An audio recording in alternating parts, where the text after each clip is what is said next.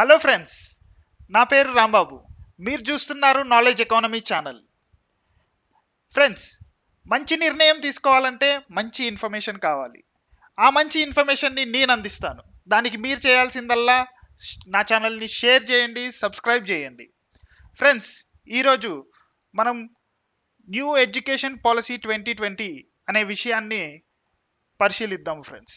దీంట్లో మంచి ఎంత, చెడెంత, లాభం ఎంత, నష్టం ఎంత అనే విషయాలని ఈరోజు పరిశీలిద్దాం ఫ్రెండ్స్, ఈ నూతన విద్యా చట్టంలో. సో ఈ రోజుకి మన ఎజెండా ఏంటి ఫ్రెండ్స్? నేపథ్యం ఏంటో, దీనికి నేపథ్యం ఎలా పయనం చేసుకుంటూ వచ్చినామో ఇప్పటి వరకు ఆ నేపథ్యాన్ని చూద్దాం ఫ్రెండ్స్. తర్వాత దాని లక్షణాలు, ఈ నూతన విద్యా చట్టం యొక్క లక్షణాలు ఏంటో చూద్దాం ఫ్రెండ్స్. తర్వాత సవాళ్ళు చూద్దాం ఫ్రెండ్స్. ఫ్రెండ్స్, ఈ ఈ వీడియో మేబీ లెంతీ అయిపోతుందేమో, అందుకని రెండు భాగాలుగా విభజించాను ఫ్రెండ్స్. మొదటి భాగంలో ఈ రెండింటిని కవర్ చేద్దాము, తర్వాతి భాగంలో ఈ సవాళ్ళని కవర్ చేద్దాము. సో నేపథ్యం చూసుకుంటే ఫ్రెండ్స్, దీనిది కొతారీ కమిషన్ 1962లో మనకి ఈనాడు మనం ఫాలో అవుతున్న ఎడ్యుకేషన్ సిస్టాన్ని అందించింది ఫ్రెండ్స్. ఏంటది? 10+2+3 ఎడ్యుకేషన్ సిస్టమ్. ఇది ఆనాడు ఉద్భవించిన సిస్టమ్ ఫ్రెండ్స్. తర్వాత 1986లో ఇంకో ఏమంటారు, విద్యా చట్టాన్ని తీసుకొచ్చారు ఫ్రెండ్స్. దీని యొక్క ముఖ్య ఉద్దేశం ఏంటి ఫ్రెండ్స్? యాక్సెసిబిలిటీ అండ్ ఈక్విటీ, అందుబాటులో ఉంచడము మరియు అందరికీ సమానంగా విద్యని అందించడము. ఆ రోజులలో ఉన్న స్థితిగతుల మేరకు ఇది అప్పటి మెయిన్ ముఖ్య ఉద్దేశం ఫ్రెండ్స్. కానీ ఈనాడు దానితో పాటు ఇంకొన్ని కావాలి ఫ్రెండ్స్. అవి ఏంటియో చూద్దాం మనం. సో ఈ పాలసీ వచ్చింది మళ్ళీ 1986లో. తర్వాత మళ్ళీ 2020 అని తీసుకొచ్చాము. ఎందుకు ఫ్రెండ్స్? ఇది ఎందుకు కావాలి మనకి? ఉన్నది సరిపోదా? అవును ఫ్రెండ్స్, సరిపోదు. అందుకనే వచ్చాము. దాంట్లో ఫెయిల్యూర్స్ ఉన్నాయి, మేజర్ ఫెయిల్యూర్స్ ఉన్నాయి, కాబట్టే నూతన విద్యా చట్టానికి వచ్చాము. దాంట్లో మొట్టమొదటిగా చెప్పుకోవాల్సింది వొకేషనల్ ట్రైనింగ్. ఇది ఒక పెద్ద ఫెయిల్యూర్ ఫ్రెండ్స్. ఎందుకంటున్నానంటే జనాలలో ముఖ్యంగా దీని గురించి తెలియదు ఫ్రెండ్స్, ఫస్ట్ విషయము. సెకండ్ విషయము, ఒక రుగ్మత ఉంది ఫ్రెండ్స్ మన సమాజంలో. ఓ అబ్బాయి కానీ అమ్మాయి కానీ వొకేషనల్ ట్రైనింగ్ డిగ్రీ హోల్డర్ అయితే అతన్ని డ్రాప్ అవుట్గా, అంటే చదువు మధ్యలో బంద్ చేసిన వాళ్ళు లెక్క కన్సిడర్ చేస్తారు ఫ్రెండ్స్. అండ్ ఇది అత్యంత అద్భుతమైన ఎడ్యుకేషన్ సిస్టమ్ అనుకుంటాను ఫ్రెండ్స్, వొకేషనల్ ట్రైనింగ్ అనేది. ఎందుకు ఫ్రెండ్స్? ఈ పిక్చర్ని చూడండి ఫ్రెండ్స్. ఒక ప్లంబింగ్ పని చేయాలనుకోండి, ఒక ఎలక్ట్రీషియన్ పని చేయాలనుకోండి, మనము బుక్ పట్టుకొని ట్రాన్సిస్టర్ అంటే ఏంటి డెఫినేషన్ అని చదువుకుంటూ ఉంటాము. కానీ ఈ వొకేషనల్ ట్రైనింగ్లో ఆ ట్రాన్సిస్టర్ని పీకి ఇంకో ట్రాన్సిస్టర్ని పెట్టి దాన్ని సెట్ చేసే ప్రాక్టికల్ నాలెడ్జ్, ఆచరణాత్మకమైన విద్యని నేర్చుకుంటాం ఫ్రెండ్స్. కానీ ఇది ఫెయిల్యూర్ ఎందుకు అయిందంటే దీన్ని మన ప్రధాన విద్యా స్రవంతిలోకి కలపలేదు ఫ్రెండ్స్. అంటే మెయిన్ స్ట్రీమ్ ఎడ్యుకేషన్లో కలపలేదు ఫ్రెండ్స్. దానివల్ల జనాలకి తెలియకపోవడము మరి ఒక రుగ్మత అనేది డెవలప్ అయింది. అది ముఖ్య కారణం ఫ్రెండ్స్. నెక్స్ట్ ఇంకోటి, ఎర్లీ చైల్డ్హుడ్ కేర్ ఎడ్యుకేషన్. అంటే ప్రారంభ దశలోనే పిల్లలని సంరక్షించుకోవడము మరియు వారికి విద్యని అందించడము. ఇది కూడా ఫెయిల్యూర్ లెక్కనే కన్సిడర్ చేస్తారు ఫ్రెండ్స్. ఎందుకంటే మనము పోషకాహారాలు అందించడంలోనే మన కాన్సన్ట్రేషన్ ఉండే కానీ వాళ్ళకి విద్యను అందించడంలో లేకుండే ఫ్రెండ్స్. ఎగ్జాంపుల్ అంగన్వాడీస్. సో దీన్ని మనం ఎట్లా ఓవర్కమ్ చేసాము అనేది చూద్దాం ఫ్రెండ్స్ ఇప్పుడు నెక్స్ట్ స్లైడ్లలో. నెక్స్ట్ 2009లో మనకి విద్యా హక్కు చట్టము అనేది వచ్చింది ఫ్రెండ్స్. దీని కింద ఉచితంగా మరియు నిర్బంధించి మరి 14 సంవత్సరాల లోపు ఉన్న పిల్లల్ని చదివించాలి అన్నది ముఖ్య ఉద్దేశం ఫ్రెండ్స్. కానీ ఇప్పటి వరకు మనము 100% అక్షరాస్యతని సాధించలేదు. దేనికి ఫ్రెండ్స్? ఎందుకు? సో చూద్దాం ఎందుకు. నెక్స్ట్, ఆనాడు నేను చెప్పినట్టుగా ఇక్కడ అందుబాటులో ఉంచడము మరియు అందరికీ సమానంగా ఉంచడం అనేది ముఖ్య ఉద్దేశం ఫ్రెండ్స్ ఆనాడు. అండ్ కానీ ఇప్పుడు ఈనాడు మనకి నాణ్యతతో కూడిన ప్రమాణమైన విద్య ఎంతో అవసరం ఫ్రెండ్స్. అది మనందరికీ తెలుసు, మన విద్యా వ్యవస్థ ఏ స్థితిలో ఉందో. అండ్ ఇంకో ముఖ్యమైన ఫెయిల్యూర్ ఏంటంటే ఫ్రెండ్స్, ఈ విద్యా విధానం రాట్ లెర్నింగ్ అంటే బట్టి కొట్టడము అండ్ గుర్తుంచుకోవడం మెమరైజేషన్ వీటి మీద ముఖ్యంగా కాన్సన్ట్రేట్ చేసేది ఫ్రెండ్స్. దీనివల్ల పిల్లలకి విషయం అనేది అర్థం కాకుండా జస్ట్ బట్టి కొట్టడం మీదనే కాన్సన్ట్రేషన్ చేసేటోళ్ళు ఫ్రెండ్స్. కానీ ఈనాడు మనకి క్వాలిటీ అనేది అత్యంత ముఖ్యమైనది. సో వీటిని ఓవర్కమ్ చేయడానికి మనము ఈ నూతన చట్టాన్ని తెచ్చుకుంటున్నాం ఫ్రెండ్స్. సో దీని యొక్క ముఖ్య లక్షణాలు ఏంటో ఇప్పుడు చూద్దాం ఫ్రెండ్స్. సో మనము ఆ 10+2+3 ఎడ్యుకేషన్ సిస్టాన్ని విద్యా విధానాన్ని తీసి ఇప్పుడు కొత్త విద్యా విధానం 5+3+3+4 అనే విద్యా విధానాన్ని తీసుకొస్తున్నాం ఫ్రెండ్స్. దీంట్లో మొదటి స్టేజ్ ఏంటంటే, మొదటి స్థాయి 3 నుంచి 8 సంవత్సరాలలో పిల్లలకు విద్యను అందించడం ఫ్రెండ్స్. దీంట్లో యాక్టివిటీ బేస్డ్ లెర్నింగ్ అంటే ఏదైనా కార్యం ఇచ్చి దాని మీదుగా విద్యని నేర్చుకోవడం అన్నట్టు. సో అది ముఖ్యంగా ఈసీసీఈ అనేది అదే ప్రారంభ దశలోనే పిల్లలకి విద్యని అందించి సంరక్షించుకోవడం అనేది ఏ విధంగా సాకారం చేసుకుంటామంటే యాక్టివిటీ బేస్డ్ లెర్నింగ్ మీద సాకారం చేసుకుంటాం ఫ్రెండ్స్. అవి ఇప్పటి వరకు అంగన్వాడీలు ఇవి నిర్వర్తిస్తున్నాయి ఫ్రెండ్స్. కానీ ఇప్పుడు ఈ విద్యా చట్టం ద్వారా ఏమవుతుందంటే ముఖ్యమైన విద్యా వ్యవస్థ ఏదైతే ఉందో, అంటే ఇప్పుడు స్కూళ్ళల్లోకి వెళ్ళి ఎలాగైతే నేర్చుకుంటున్నామో అంటే ఇప్పుడు పిల్లలు ఎక్కడ మొదటి తరగతిలో పిల్లలు జాయిన్ అవుతారు ఫ్రెండ్స్ గవర్నమెంట్ స్కూళ్ళల్లో. సో దానికంటే ముందు ఏమీ జరగదు, అంటే పిల్లలు ఏమీ నేర్చుకోరు. సో ఇక్కడ ఈ టైం ఏదైతే ఉందో వాళ్ళకి వేస్ట్ అయిపోతుంది. సో దాన్ని ప్రభుత్వము ఈ విద్యా వ్యవస్థ ద్వారా ముఖ్య విద్యా వ్యవస్థలోకి కలుపుతుంది ఫ్రెండ్స్. ఇదో మంచి పరిణామం. నెక్స్ట్, ప్రిపరేటరీ స్టేజ్, సన్నాహక దశ. ఇక్కడ పిల్లలకు లెక్కలు మరియు నెంబర్లు, భాష నేర్చుకోవడము, రాయడము, చదవడము అలాంటివి నేర్పిస్తారు ఫ్రెండ్స్. ఇక్కడ ఇంకొద్దిగా డెప్త్ స్టేజ్లోకి అంటే విషయాలని పరిచయం చేస్తారు ఫ్రెండ్స్. ఇక్కడ తర్వాత సెకండరీ స్టేజ్లో మనకి ఏది కావాలి అనేది ఎలెక్ట్ చేసుకునేటట్టుగా తీర్చిదిద్ది మనకి ఆప్షనల్ సబ్జెక్ట్స్ ఇక్కడ నుంచే స్టార్ట్ అవుతాయి ఫ్రెండ్స్.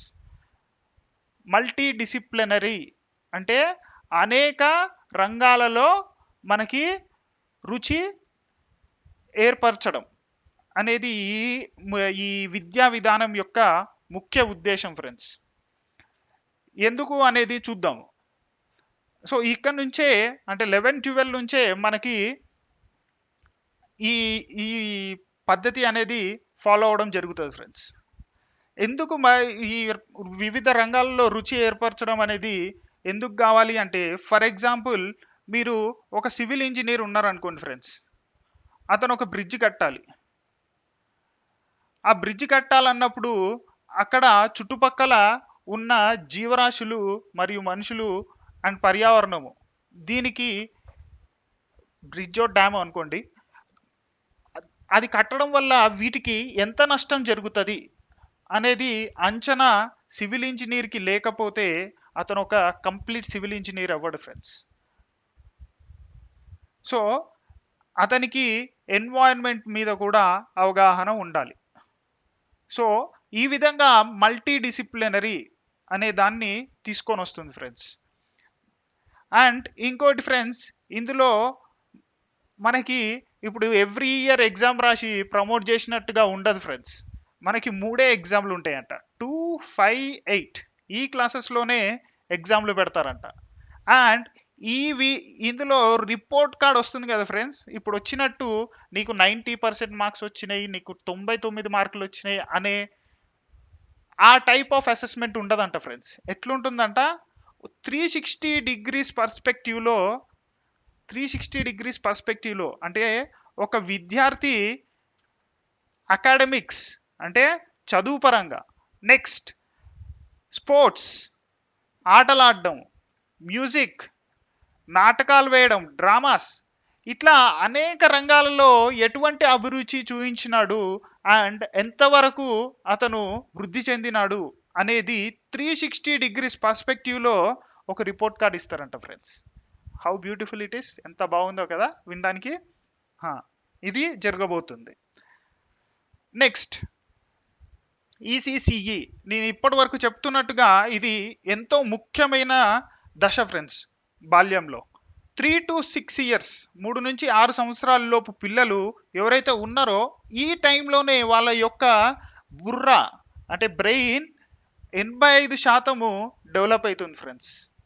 సో ఈ దశలో మనము వాళ్ళ మెదడుని ఏ విధంగా ప్రేరేపిస్తామో ఆ విధంగా వాళ్ళు తయారయ్యే అవకాశాలు ఉన్నాయి ఫ్రెండ్స్. సో మనము ఈ స్టేజ్లో మనం పిల్లల మీద ఎంతో కాన్సన్ట్రేట్ చేయాల్సింది ఉంది. అందుకే మనము ఆటలాడి వాళ్ళకి నేర్పిస్తాం అన్నట్టు. దానివల్ల ఆ విషయాలని ఈజీగా గ్రహిస్తారు. అందుకే మనము ప్లే స్కూల్ అని కూడా అంటాం ఫ్రెండ్స్.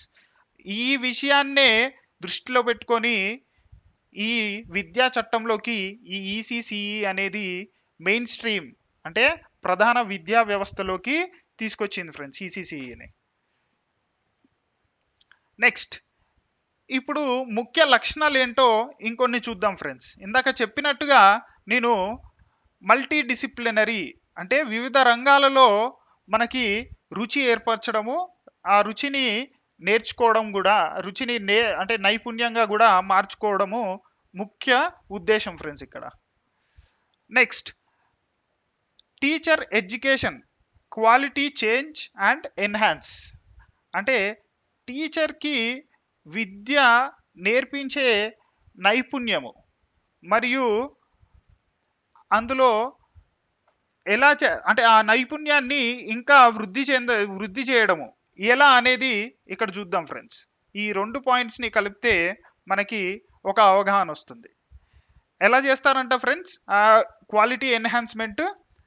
మినిమం 4 ఇయర్స్ 2030 వరకు 4 ఇయర్స్ 2030 వరకు టీచర్స్ అందరూ 4 ఇయర్స్ బీఎడ్ కంప్లీట్ చేసి ఉండాలి. 4 ఇయర్స్ బ్యాచులర్ ఆఫ్ ఎడ్యుకేషన్ అనే కోర్స్ని కంప్లీట్ చేసి తప్పకుండా ఉండాలి. మరియు ఎన్పిఎస్టి national professional standards for teachers అనేది ఎగ్జామ్ని క్లియర్ చేసి కూడా ఉండాలి ఫ్రెండ్స్. ఈ విధంగా టీచర్ల యొక్క నైపుణ్యాన్ని పెంపొందిస్తారంట ఫ్రెండ్స్. నెక్స్ట్ కాలేజ్ అఫిలియేషన్ని క్యాన్సిల్ చేస్తారంట ఫ్రెండ్స్. అంటే రానున్న రోజులలో ఏ కాలేజ్ డిగ్రీస్ ఇచ్చుకుంటుంది. For example Osmania medical college, Osmania engineering college మీకు ఏమంటారు కొన్ని కాలేజెస్కి సర్టిఫికేట్ ఇస్తుంది, జేఎన్టీయు కొన్ని కాలేజెస్కి సర్టిఫికేట్ ఇస్తుంది. ఇట్లా కాదు, మీరు ఏ కాలేజ్లో చదువుతారో ఆ కాలేజే మీకు సర్టిఫికేట్స్ ఇస్తుందంట. కానీ ఇది ఎక్కడ వరకు సాధ్యం అనేది అది అమల్లోకి వచ్చినప్పుడే అర్థమవుతుంది ఫ్రెండ్స్. ఎందుకంటున్నానంటే ఎక్కడో రిమోట్ విలేజ్లో మారుమూల గ్రామంలో ఒక కాలేజే ఉంటే దానికి ఏమంటారు సరిపడా డబ్బులు ఉండి వాళ్ళ స్టూడెంట్స్కి డిగ్రీలు ఇచ్చుకునే స్థాయిలో మన కాలేజెస్ ఉన్నాయా అని ఒకసారి మనం ప్రశ్నించుకోవాలి friends. Next entry exit system and ఇంకోటి అకాడమిక్ బ్యాంక్ ఆఫ్ క్రెడిట్స్. ఈ రెండింటిని కలిపి చూస్తే మనకి మంచి అవగాహన వస్తుంది ఫ్రెండ్స్. ఇది ఒక మంచి శుభ పరిణామం ఫ్రెండ్స్. ఏంటిది అంటే మనము ఫర్ ఎగ్జాంపుల్ మీరు ఇంజనీరింగ్లో జాయిన్ అయ్యారు ఫ్రెండ్స్. ఇంజనీరింగ్ 4 సంవత్సరాల కోర్స్. దీంట్లో 2 సంవత్సరాలు చదివారు మీరు. దీనికి మీకు ఎన్నో అన్ని క్రెడిట్స్, అంటే ఎన్నో అన్ని మార్క్స్ లాంటిది అనుకోండి. ఆ మార్క్స్ ఆల్రెడీ అలాట్ చేస్తారు ఫ్రెండ్స్. టోటల్ 100 మార్క్స్ అనుకోండి. 4 సంవత్సరాలకి 2 సంవత్సరాలకి 50 మార్కులు సాధించారు, రైట్? సో ఈ 50 మార్కులు సాధించారు, 2 సంవత్సరాలు అయిపోయింది, మీరు మీకు వ్యక్తిగత కారణాల వల్ల చదవలేక వెళ్ళిపోతున్నారు అనుకోండి ఫ్రెండ్స్. సో అప్పుడు మళ్ళీ మీరు తిరిగి ఇంజనీరింగ్లో జాయిన్ అవ్వాలంటే అవ్వగలుగుతారా ఫ్రెండ్స్ ఈనాటి ఎడ్యుకేషన్ సిస్టంలో? లేదు ఫ్రెండ్స్, అది సాధ్యం కాదు. సో ఇప్పుడు ఈ నూతన విద్యా వ్యవస్థలో మనము తిరిగి మళ్ళీ జాయిన్ అవ్వచ్చు ఫ్రెండ్స్, అండ్ నెక్స్ట్ 2 సంవత్సరాలు కంటిన్యూ చేయొచ్చు. అండ్ మీకు పర్సనల్ ప్రాబ్లమ్స్ కాక ఇంట్రెస్ట్ లేక వదిలేస్తున్నారు ఫ్రెండ్స్, అప్పుడు కూడా ఇది 50 మార్కులు ఏదైతే ఉందో దీనికి ఒక సర్టిఫికేట్ ఇస్తారు ఫ్రెండ్స్ మీకు. అంటే ఈ చదువు ఏదైతే చదివారో ఇది వృధాగా కన్సిడర్ చేయరు ఫ్రెండ్స్. ఆ 2 సంవత్సరాలు, ఆ 2 సంవత్సరాలకు కూడా విలువ ఉంటుంది. ఇది మంచి పరిణామం friends. Next, coding, vocational education integration మరియు ఇంటర్న్షిప్స్, ఈ 3 6వ తరగతి నుంచే మనకి నేర్పించడం జరుగుతుందంట ఫ్రెండ్స్. ఎంత బాగుంది కదా వినడానికి. చూద్దాం ఫ్రెండ్స్, అమల్లో చూడాలి ఏదైనా. Next, mid day meal scheme, దీంట్లో బ్రేక్ఫాస్ట్ని కూడా ఇంట్రడ్యూస్ చేస్తారంట ఫ్రెండ్స్. ఎందుకని? ఈ ఎన్రోల్మెంట్ అంటే పిల్లలు గవర్నమెంట్ స్కూళ్ళల్లో చేరడము మరీ దారుణంగా పడిపోతుంది ఫ్రెండ్స్. సో దాన్ని ఇంక్రీజ్ చేయడానికి బ్రేక్ఫాస్ట్ కూడా, అల్పాహారం కూడా ప్రొవైడ్ చేస్తారంట, కల్పిస్తారంట. నెక్స్ట్, ఎన్రోల్మెంట్ ఇంక్రీజ్ ఎట్లా చేస్తారు అంటే, హయ్యర్ ఎడ్యుకేషన్లో మన పరిస్థితి ఎట్లుందంటే, అంటే హయ్యర్ ఎడ్యుకేషన్ అంటే 18 నుంచి 23 సంవత్సరాల్లో పిల్లలు ఎంతమంది ఉన్నారంటే మనకు 26% మందే జాయిన్ అవుతున్నారు ఫ్రెండ్స్. దాన్ని 50% ఇంక్రిమెంట్ చేయాలని మన 2035 సంవత్సరం వరకు ఒక సంకల్పం చేసుకున్నారు ఫ్రెండ్స్. నెక్స్ట్, 100% స్కూల్ ఎడ్యుకేషన్ చేయాలి 2030 సంవత్సరంలోపు. అదొక టార్గెట్ పెట్టుకున్నారు friends. Next, national testing agency, ఇది ఒక సంస్థని స్థాపిస్తున్నారు ఫ్రెండ్స్. ఇది అన్ని రంగాల యొక్క కాంపిటేటివ్ ఎగ్జామ్స్ని ఇదే కండక్ట్ చేస్తుందంట ఫ్రెండ్స్. నెక్స్ట్, ఇప్పుడు మన క్వాలిఫికేషన్ అయిపోయింది, అకాడమీ అయిపోయింది. నెక్స్ట్, రీసెర్చ్ ఫౌండేషన్, ఇది ఇంకో సంస్థ ఫ్రెండ్స్, నేషనల్ రీసెర్చ్ ఫౌండేషన్. ఇప్పటివరకు ఏంటంటే ఫ్రెండ్స్, ఒక రీసెర్చ్ చేస్తున్నాం అంటే, ఒక పరిశోధన చేస్తున్నాం అంటే, అవి వివిధ వ్యవస్థలు వాళ్ళకి సంబంధించి ఒకరికొకరు తెలియకుండా సైలోస్, అంటే వాళ్ళకి వాళ్ళే చేసుకుంటూ ఉంటున్నారు ఫ్రెండ్స్. వాళ్ళ మధ్యలో ఒక కోఆర్డినేషన్ అనేది లేదు. సో దాన్ని తీసుకురావడానికే నేషనల్ రీసెర్చ్ ఫౌండేషన్ అనేది స్థాపిస్తున్నారు ఫ్రెండ్స్. దీనివల్ల డూప్లికేట్ పరిశోధనలు ఏవైతే జరుగుతున్నాయో అవి తీసేసి అందరు కలిసి అందరికి తెలిసి ఒక్కటి జరుగుతుందన్నమాట. నెక్స్ట్, ఎన్సిఆర్టీ అనేది కరికులం అనేది ఫ్రేమ్ చేసి పిల్లలకి 2021 వరకు అందిస్తుందంట ఫ్రెండ్స్. ఇవి ముఖ్య లక్షణాలు ఫ్రెండ్స్ ఇప్పటి వరకు. అయితే మనము ఇప్పుడు చూడాల్సింది ఏంటి ఫ్రెండ్స్? ఛాలెంజెస్. ఇది నెక్స్ట్ భాగంలో చూద్దాం ఫ్రెండ్స్. ఇప్పటి వరకు పూలను చూసాము, దాని వెనకాల ముళ్ళు ఎట్లున్నాయో చూద్దాము, దాన్ని కోసి ఆ పూలను ఎలా సాధించాలో నెక్స్ట్ వీడియోలో చూద్దాం ఫ్రెండ్స్. Thank you.